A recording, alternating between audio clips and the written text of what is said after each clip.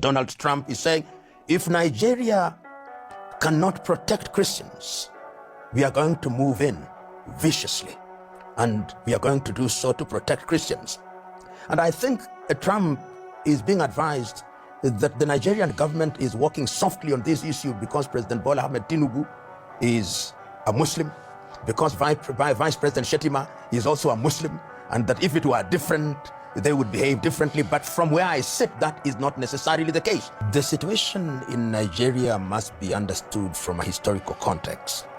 And that history gives you a Nigeria which, when the North and the South came together, there was what could be described as the Muslim North, and for want of a better term, the Christian South, or largely Christian South. But remember, there are also other African religions, but that is the preferred definition.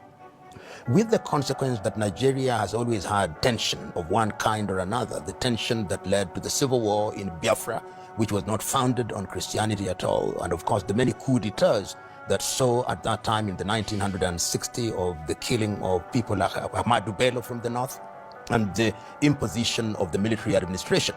But to come to more recent history is that there are elements within Nigeria in the north, and this came to the fore in the year 2009 with the formation of what is now popularly known as Boko Haram by Yusuf Mahmoud. When Yusuf Mahmoud formed Boko Haram at that time, there were a number of things that were defining the philosophy. And remember that the version of Islam that he propagated is Salafism. And Salafism is a sect of Sunni Muslim. And their argument was that they want to restore Nigeria to the original Islam as was practiced by the Prophet Muhammad, peace be upon him. When that happened in 2009, of course, Muhammad Yusuf was arrested.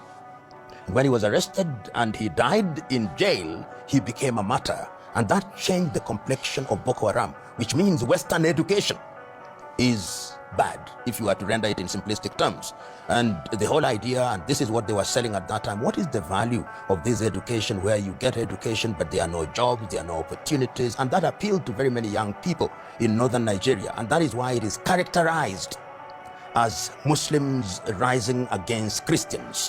When Mahmoud Yusuf died in prison and Abu Bakr Shekau then became the leader of Boko Haram, there were then quite a number of splits within the Boko Haram that we knew, with allegiance being declared to Al-Qaeda in Iraq and in Syria.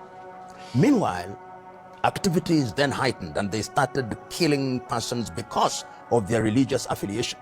But it must also be remembered that even Muslims were killed in the process. But the declaration was that we want to Islamize not only the northern part of Nigeria,